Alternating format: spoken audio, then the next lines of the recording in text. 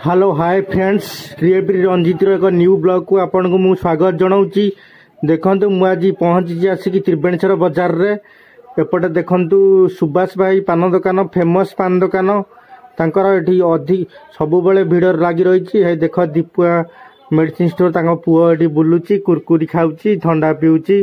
देखंतु एपटे लूण थाका हैची एपटे देखंतु बाग सरिका सब थुआ हैची। तापर एपटे देखंतु सुभाष भाई दुकान को आबे जिबा देखिबा तांको दुकान रे कोन सब जिनिस रहिची कोन सब वेराइटी रहिची देखिबा पचारिया। देखंतु कोन सब जिनिस सुभाष भाई दुकान रे रहिची देखंतु हे तांको दीपु पुओ भी आछि कोन नबा पे।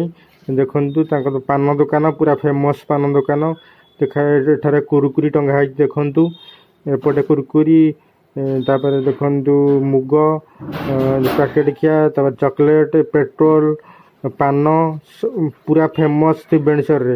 एपटे देखंतु सेठी सब चॉकलेट विभिन्न प्रकार चॉकलेट भी रही।